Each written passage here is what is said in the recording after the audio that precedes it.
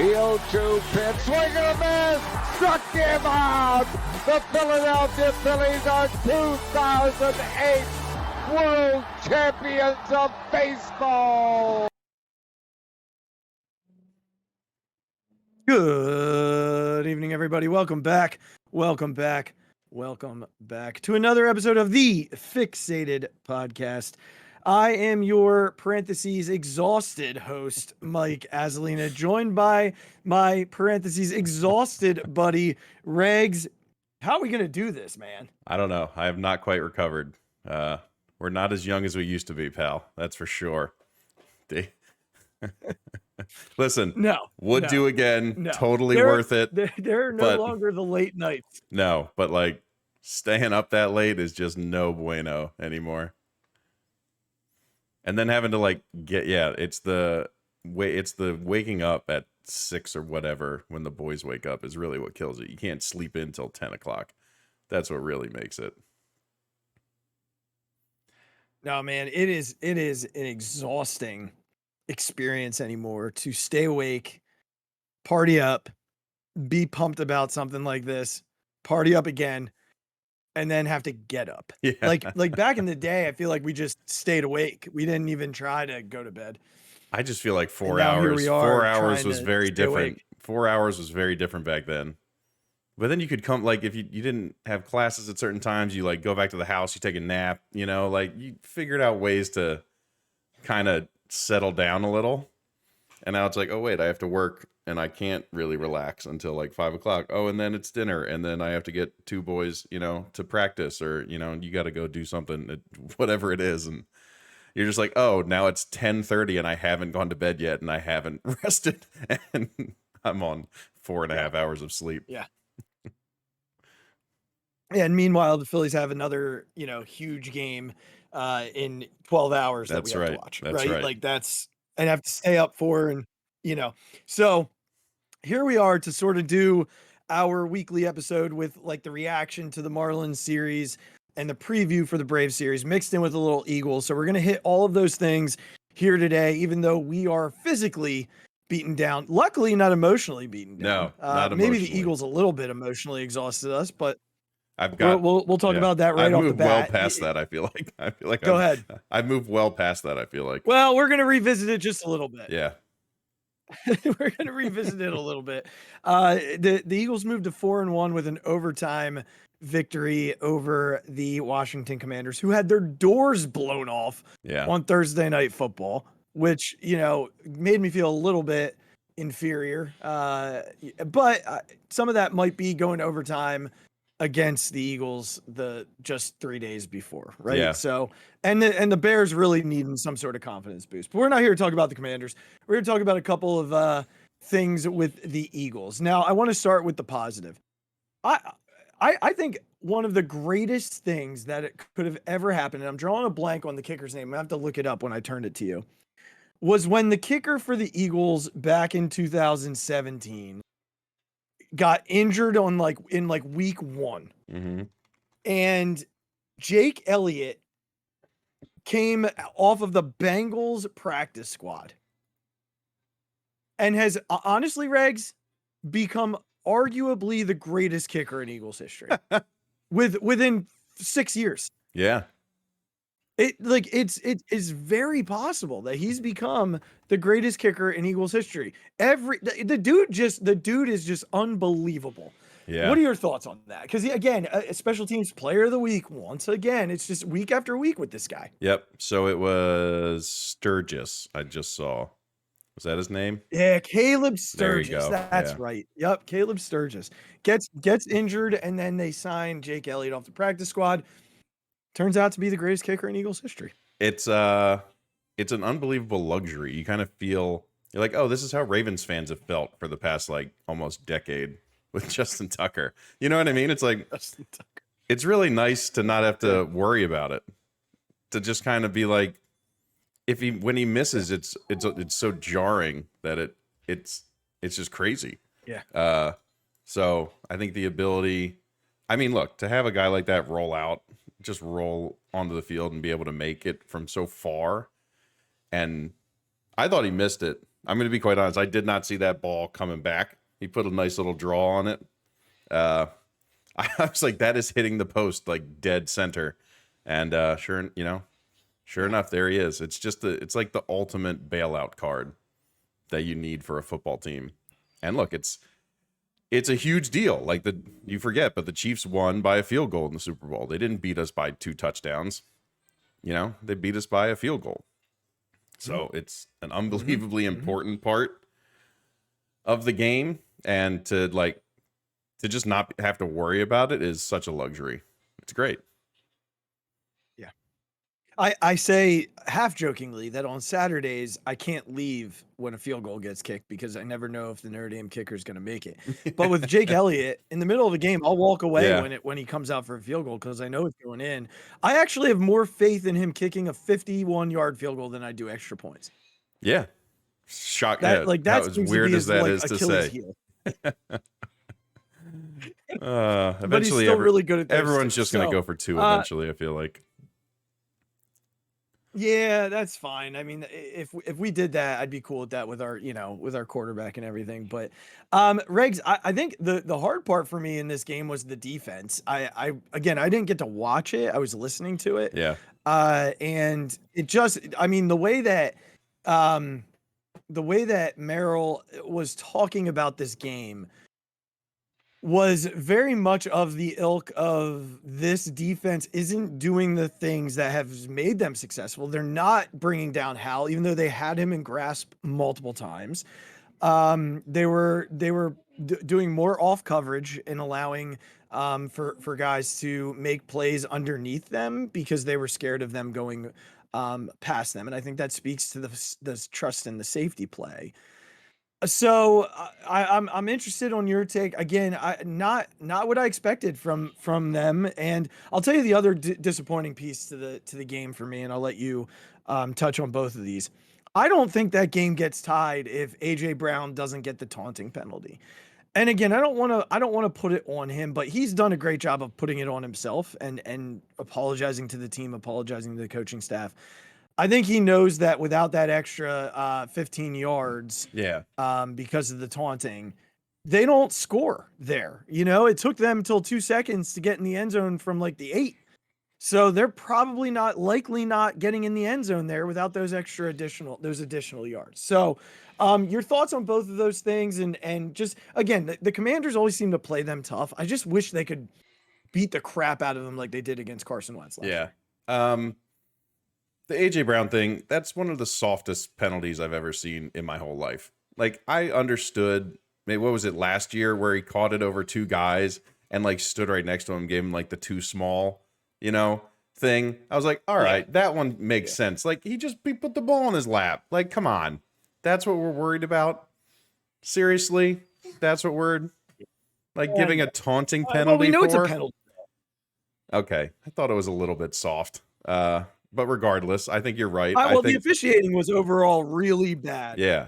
So, in the larger scheme of things, yes. Should he know better? Of course he should. Like, of all the things that he could have done, is that the craziest thing he's ever done to a cornerback after he's got a touchdown? Like, no, I feel like that's on the lower end of maybe just let that one slide. It was a good play. That is what it is. But I agree. I'm glad he just kind of owned it, and they won the game, so it's good. We'd be it's all anybody would be talking about this week if they hadn't won the game. And I agree with you. I don't think they score if they don't have that extra 15, and the guy ran back a pretty decent return. They started at almost like the 40-yard line. From the defensive side, I thought Solak on the Ringer pod, the Philly special pod, just put it really well. Like, the Eagles' lack of talent at those positions is starting to become very apparent. And I don't they picked on Job a lot. They picked on Edmonds. Like, they're guys who are just not supposed to be out there playing this much, and they're getting exposed. It's like we talked about in Mundo Sosa from a Phillies perspective. When you play a guy who's not supposed to be a starter, he's going to get exposed over multiple weeks. And that's what the NFL does. Those coaches' jobs is to exploit your weakness. And when you have an offensive line that's good enough to hold for 2 seconds, and you're running routes that get your guys open quickly, and you have a defense who is playing off because, like you said, they're afraid that their certain corners are going to get beat, like it just combines for an offense that looks like they're unstoppable against us for some reason, even though they lack the talent to really be able to do this stuff. I think the Bradbury in the slot thing is interesting. I don't think he should be there much more. Like, I didn't like it. I just think we need him on the outside doing what he does. If you need to move him in there every once in a while for big tight ends or whatever you want to do, I just don't think you can be like, that shouldn't be his main position. It's not what he's used to playing. It's not what we got him for. And yeah, I think the other one that you said about the defensive line always looks like it's like, how did the quarterback get out of that? Like, why are we not just putting this guy into the ground? I don't know how you fix that. Like, I don't know. I have no idea what you do to fix that.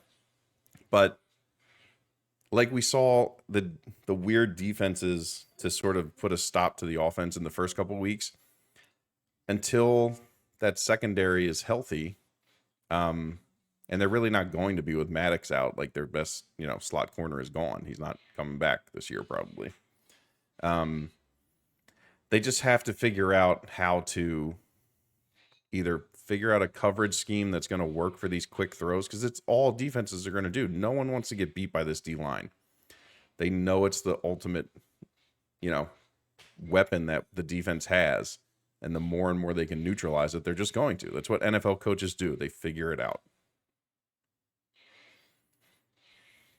Yeah, so a couple of things here. The first being, you mentioned the playing off of, and last night you saw the difference when Chicago played up close. They were pressing, and certainly Hal was not as effective last night. Yeah. They were able to get to him.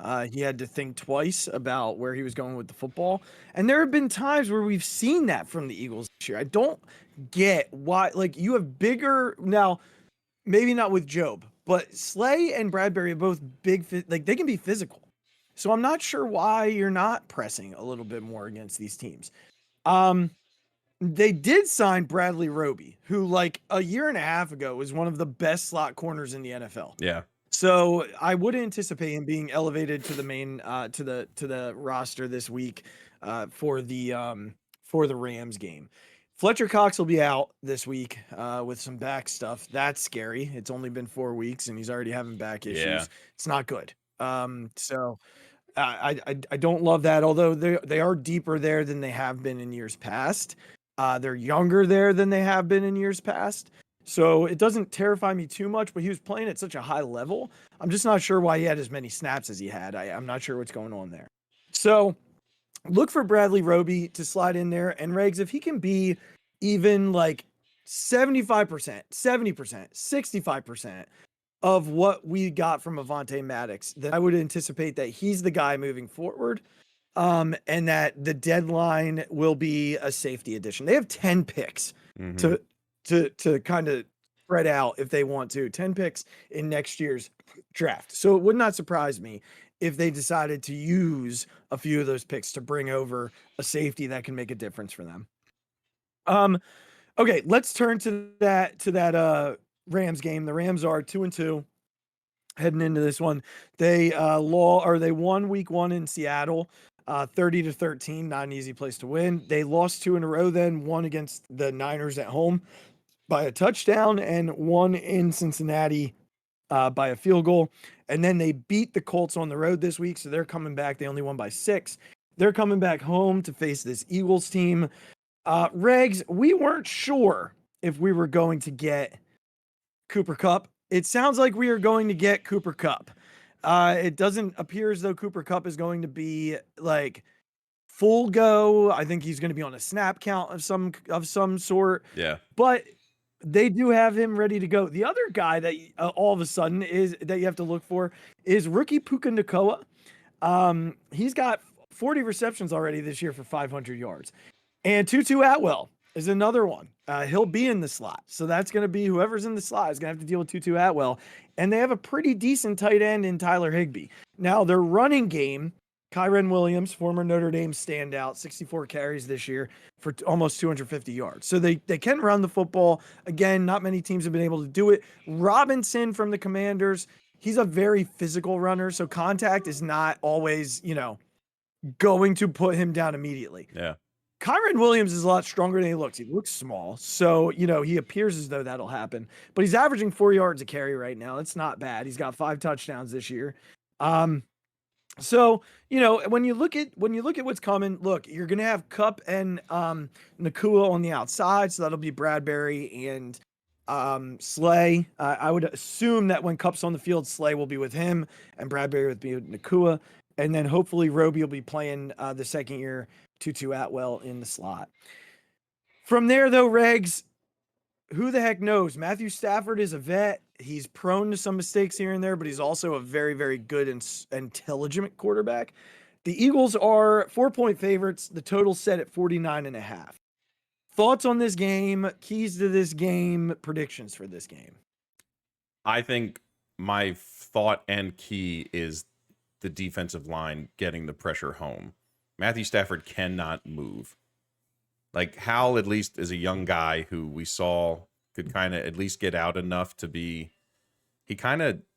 I don't know if that made the whole difference in the game, but it was something that, the Eagles weren't really prepared for. And, look, Matthew Stafford is not that guy. He never has been, a runner or anything like that. So they have to be able to... They have to be able to get home and bring him down. They have to finish the plays. I think even Cooper Kupp on a snap count with Nacua, right? Like, the guy's been playing great. Yep. Like, we've seen that we can't really stop any type of decent receiver. We just can't do it. So we have to, the defense has to get home to make Stafford hurry up, to make him make some bad throws. If he has time, if he has just enough time, it's not going to be good. Our offense is going to kind of have to score with him. So that's what I think. And I do think that do you have a prediction? Oh yeah. Let's see. I'm gonna say Eagles win 24-21. Okay. Yeah, this defense is they're giving up points. At 13 to the Seahawks, maybe not, but 30 to the Niners, gave up 23 to the Colts, 19 to a Bengals offense that just hasn't been great. Mm-hmm. For me, Regs, it's I just want one game of complimentary football. They just haven't had that game yet where all three phases are clicking. Yeah. And that's all I want. I mean, I guess you could argue maybe the Tampa game, but the offense wasn't good in the Tampa game. The offense was okay. Mm-hmm. For a little bit in the Vikings game, it was all complimentary, but then the defense allowed points late in the game. So I'm really hoping, and God, the bookend games right now, the Patriots game, the offense was nowhere to be found. And in this game, the defense was nowhere to be found. So this will be a good opportunity. I'm assuming, I'm pretty certain you're going to see a lot of Eagles fans out west.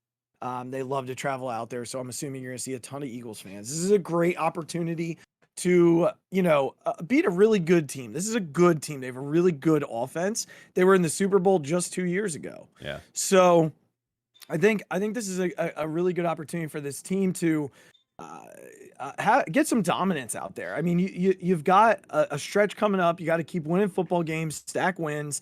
This is a win you have to have. It's not an easy win, but you have the Jets the next week, and then you have the Dolphins coming in, and those are not easy games. So it's gonna come down to like the games like this weekend. You got to win this one. You got to get to 5-0 and then 6-0 potentially. So that way you can, you get in that Dolphins game. That game doesn't mean as much. Yeah. So I got a 27-21 victory. I've got it under by like 1.5. I think it's going to be a really tough game, but I think we're going to see both sides of the ball play well. They're going to get off the field. The offense is going to be forced off the field at times. But I think 27-21, I think the defense is going to make a big play. I just don't know which guy it's going to be. I can see a strip sack, Stafford holding onto the ball, or an anticipation interception, something like that. I really hope this is a game where the defense can get some confidence back. Like that was too many points against a Commanders team that is not very good. And to let them score at the last second again is not good, regardless of where they started and all that stuff. Like it wasn't a great showing from them. So hopefully Desai kind of takes that personally, and the other guys do too. Like all the sort of stuff they're probably hearing about, well, they're getting exposed this way, that way, this way. Like just come out and bury this guy a couple times. And just kind of like, let's like actually put some guys in the ground. Yeah. We got to have it. I want to see. You got to take that game personally. I think they will. Yeah. All right, man. Well, hopefully we're talking 5-0 when we recoup on Thursday night of next week, and hopefully we're talking a Phillies series victory when we recoup on Thursday. That's right. Of next week, buddy. Because goodness gracious. Regz, I don't know. We've been asking for it for a long time from this team when we needed it, and this is the first time we've gotten it. What a business-like victory from the Phillies this week. It was, Regz, we were so concerned that the Marlins were going to be the Phillies of 2022. The team that had nothing to lose, that was going to come in, upset them, and, make a stink in the playoffs because they're just, that's who the Marlins were all year. But the Phillies were just like, no, thanks for coming in. Thanks for spending some time with us. Yeah. And we're going to send you on your way because we're the better baseball team. Yeah. And it was just never in doubt, man. From start to finish, just never in doubt. Were there small moments? Of course. There are in every baseball game. Especially in the playoffs, series, too. because of the way that baseball plays out. Exactly. But the Phillies just put their foot down and said, thanks for coming. Thanks for coming. Yeah, you're right, Jazz. You're not going to play on Thursday night. You're going to leave here 0 for 8 with 4 strikeouts. Thank you, by the way. You're going to talk a big game about being under the lights. Yeah, right? Being under the lights. But you didn't really show up, buddy. One dude on that roster showed up, and it's Josh Bell because he kills us. Because of course he did. You know what? If Josh Bell just wanted to come sign here for 1 year. No, that's the thing. He'd be terrible. I kid. We have no room for him. He wouldn't play well if he actually got here. A very business-like 2-0 series sweep from the Philadelphia Phillies. And honestly, there's not enough time to talk about the Zach Wheeler, Aaron Nola effect in this series. I know a lot of people, I saw things online. I had text messages from people saying that Nola's getting a big zone. From what I saw on the umpire auditor online, the zone was actually very consistent. It just wasn't in the zone. Yeah. So it looked like he was calling a lot of pitches in the spot where Nola was getting pitches.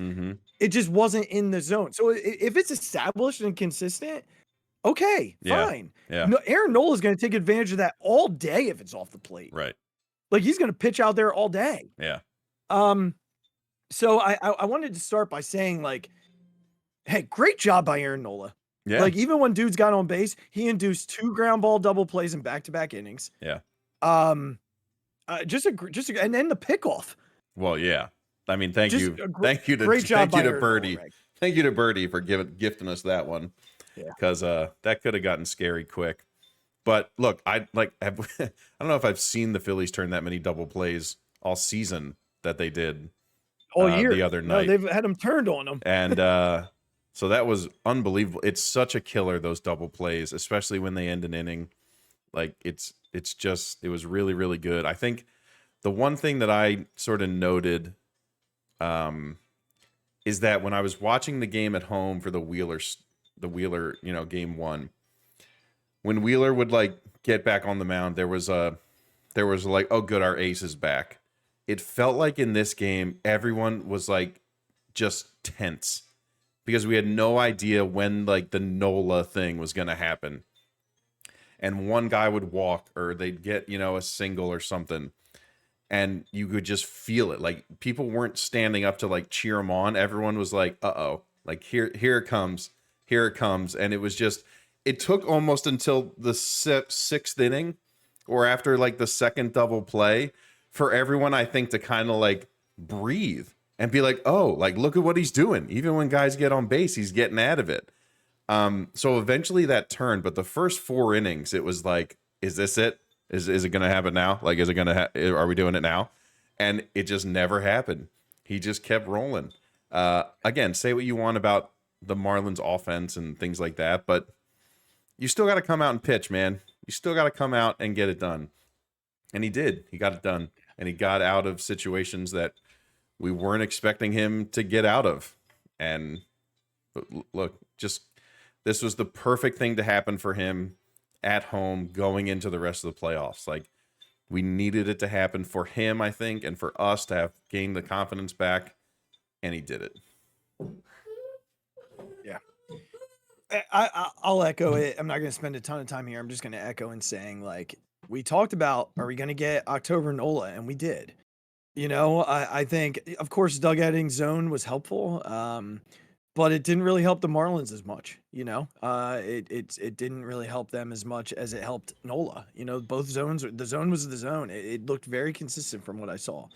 And we were there, so, it's a little harder for us, especially where we were sitting. Yeah. But looking at the umpire thing, it looked like it was pretty consistent. So a couple of other pieces I want to talk about. There was definitely some tenseness with the offense early in the game too. They got shut down. The first 6 batters going down. Well, JT got on, and then they turned the lineup over the following inning.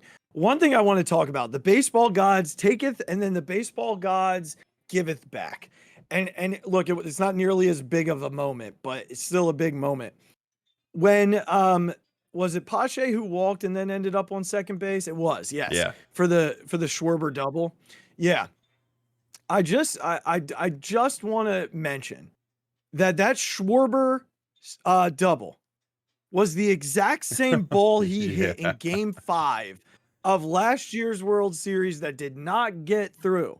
Yeah. And honestly, that was it. Who was playing first Mancini. base? I don't even remember who's playing first base. Yeah, he doesn't make that play ever. He's a terrible first baseman. It's like the same thing that happened to Josh Bell should have happened to him in that moment and didn't. Yeah. But it was the same exact ball. It was the same exact ball. Yeah. But they gave it to us. And then we scored a couple of runs that inning. The flare from the ball off the back from Turner scored a run. And then JT, the home run off of Robertson, which felt great. Apparently, Robertson walked off the mound in his second inning of work with a smile on it, like a smirk on his face after he went 1, 2, 3. They brought him back out. Yeah. Bomer doubles. He gets booed off the field, and it was awesome. Good for him, jerk. Freaking jerk. And that inning with the Bohm leadoff double led to probably one of the greatest moments I've ever seen live. Bohm doubles. Harper finally takes his walk, which he has to start doing. Yeah. JT hits into what I'm certain is a guaranteed double play ball.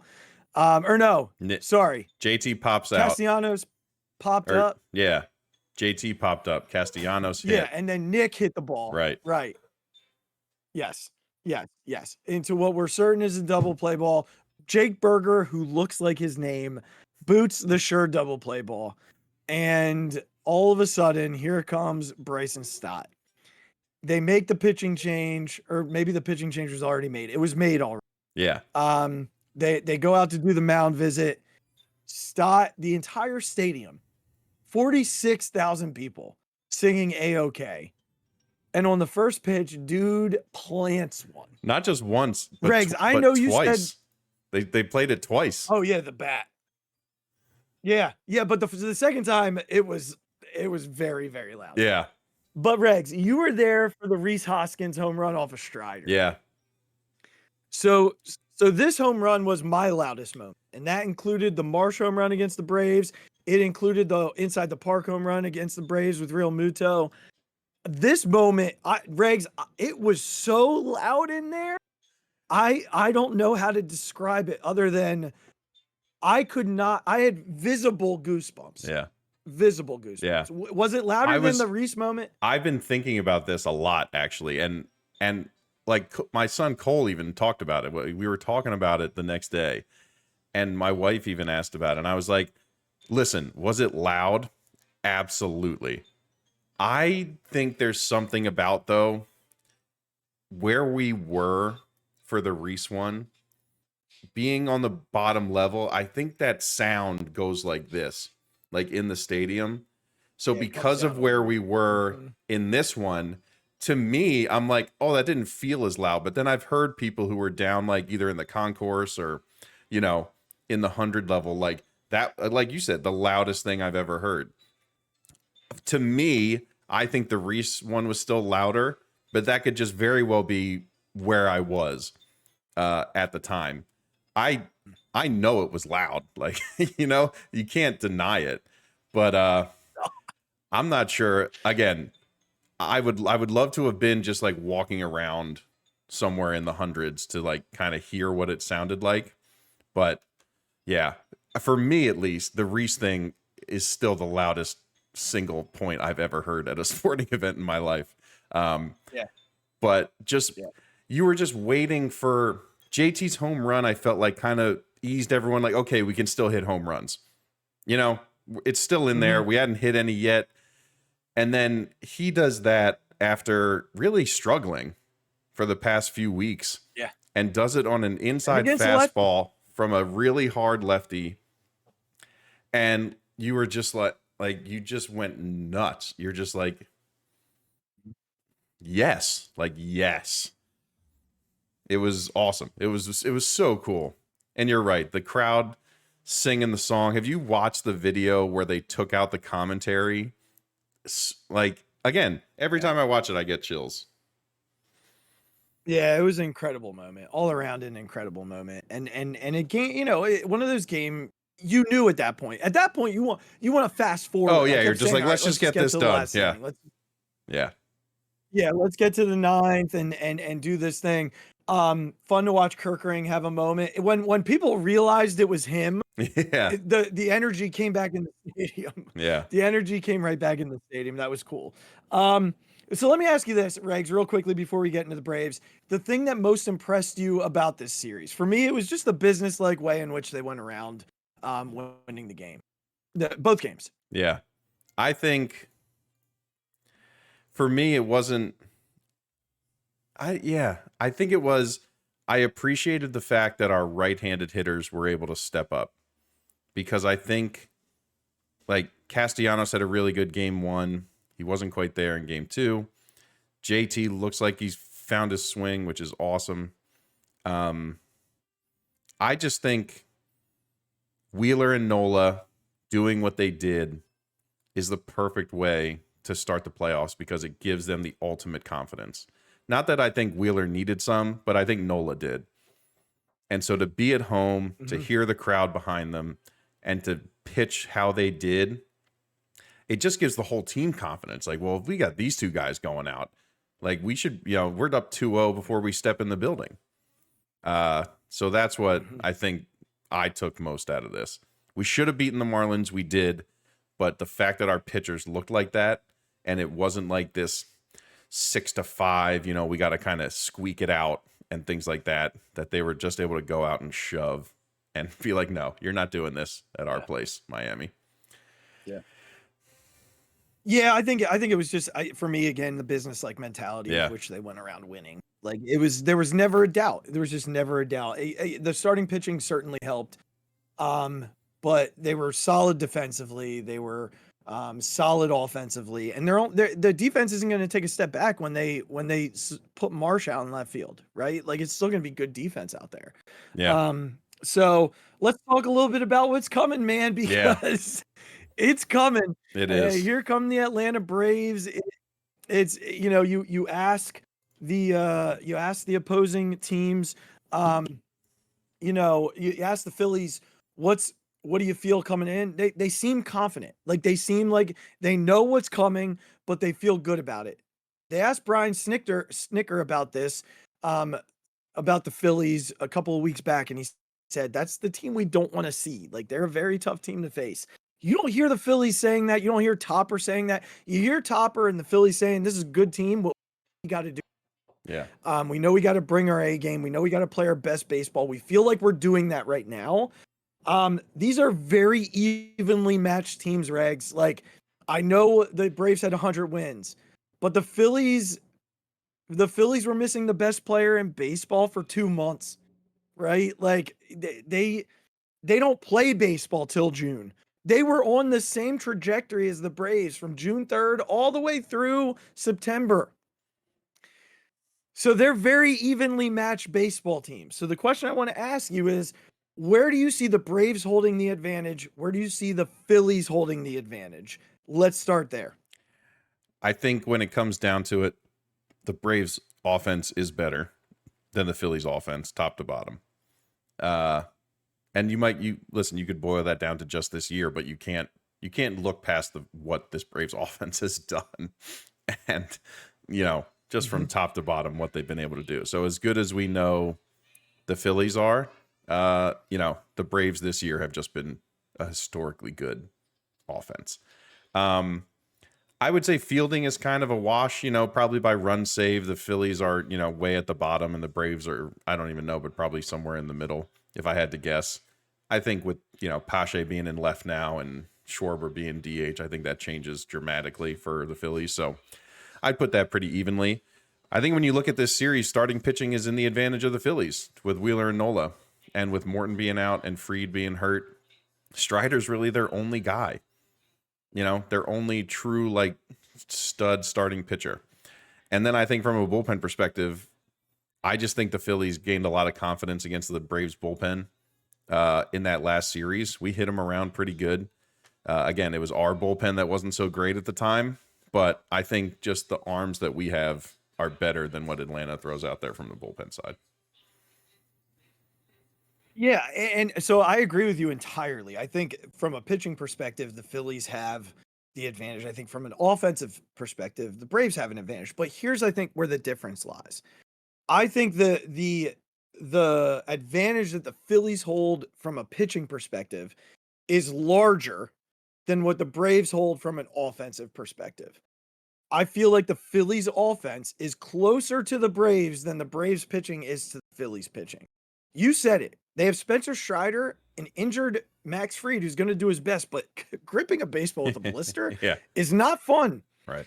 And then Zach Elder, I guess, is next, and he's okay, but he's going to have to pitch in Philly. Can he have a dominant start? Yeah. Will he have one in Philly? I don't know. So, but when you think about the Phillies offense, they're not that far off of the Braves offense. Yeah. Like when you go position by position and break it down, which we're not doing on this episode, the Phillies are not far off. The only place where you could say they're incredibly far off is, I guess, left field with Rosario. I don't even think Rosario is that much better than either guy they put out. Well, he might be much better than Pache, but I don't think he's much better than March. And maybe Harris is much better than Rojas. Yeah, right now. But look, everywhere else, though, I feel like it is. I feel like and it's look, close. Harris is in his second year. All that stuff. They just have a little bit more experience. Mm-hmm. Yeah. So, they've all had great years. We'll see what they do in the playoffs. It's certainly not going to be as simple as what it was during the regular season. Plus, the Phillies played really well in Atlanta this year. Yeah. So it's there's partly that. So Regs, let's jump right in, man. Keys to this series and your prediction for what I think is the NLCS. Yeah. My key is the bullpen has to stay on their straight and narrow. I continue to think that's the biggest thing. You can't allow this Braves team to come back if you're up. Like, you have to hold on to leads. I know that it's a very difficult task with their offense, but you have to do it. You have to hold on to leads if that's what you get. If the offense gives it to you, and if the starting pitching, gives you a lead going into the late innings. And then prediction-wise, I am taking the Phillies 3-1. I don't think they lose when they get back home. I think we take one down in Atlanta, and then we come home and do the job. All right. I like it. I'll give you my key is simply this. You've got to hit with them. You got to hit with them. You're not going to out hit them, but you've got to hit with them. You might hit with them to the point where you get one of your hits is bigger than theirs. It's worth more than theirs. Working these starters is really important. Like there are times you're going to have to be aggressive, and there are times you're going to have to make them come to you. And I think that's really a Bryce Harper call. Because the dudes behind him are hitting right now, and he's got to be able to understand that he doesn't have to win them the series in one at bat. He can win them a series in the at bat by not being too aggressive. Mm-hmm. And he did that in his last at bat of this series when he took the walk, and which led to the Stott grand slam. Here's my prediction, man. We're gonna get super bold here. Phillies in 3. And here's why I'm going Phillies in 3. We're gonna go right into my fixated and climax. Everybody keeps saying win one I don't want to just win one in Atlanta. I'm fixated on beating Spencer Strider in Atlanta. You beat Spencer Strider in Atlanta, they are terrifying. It's over. Yeah. You win the Strider game in Atlanta, they are done, and they know it because they got to beat Wheeler in game 2 with an injured Max Fried. So and then they come home and it's freaking Elder and Sis's being against Aaron Nola. Get out of here. Get out. It's not happening. Yeah. If you get back to Philly down 2-0. So it is bold. And you're probably the more accurate take here. But for me, the fixated part for me is go in there and beat Spencer Strider. No one thinks you can. Yeah. Everybody keeps saying that you only beat him last year because he was hurt. We're all pointing to the regular season numbers. So go in and beat him. Do what no one in baseball thinks you can do. The Braves have no belief in you to win that game. Go beat Spencer Strider. Beat him. And then put all the pressure on an injured Max Fried to beat Zach Wheeler. He won't, I guarantee you. I'm fixated on the Phillies beating that dude. I want them to beat him in Atlanta. I want to come back home 2-0. I want to win it with Nola and have a lot of time to chill out before we get 2 inferior teams coming to Citizens Bank Park. By the way, I agree. I agree with you that if they beat Strider, this is over. It's over. I'll tell you this too. Here's my other bold take, Regz. We're going right into it. They win this series, they're winning the World Series. Done. Yep. Point blank. They're not losing if they beat the Braves. And I'll say the same for the Braves. Yeah. The Braves aren't losing if they beat the Phillies. Yeah. They don't play a better I truly team. believe these are the 2 best teams in baseball, top to bottom. Yeah. So, all right, man. Hey, listen, we'll be back after the game on tomorrow night. Yep, Saturday. We'll do our follow-up pod. We'll do our recap. We'll do that after every game. I know we missed on game 2, but both of us were at the game and didn't get back till super late, so we just saved it for today. Until then, though, make sure that you follow us on all our social media accounts. Make sure that you subscribe on YouTube. We will be certain to be back. So at Phixated Pod on Twitter, at the Mic Drop 5 on Twitter, at Big Regz with a Z on Twitter, and at the Phixated page on Facebook. Click the merchandise link in the description on the show below. Until we talk again, please, ladies and gentlemen, be good to each other. Be good to yourselves. Take care of yourself. Take care of one another. We love you. We appreciate you. But above all else, starting tomorrow night, go Phils. Go Phils, baby. Beat that idiot Strider. Ring the bell, Red October. The Philadelphia Eagles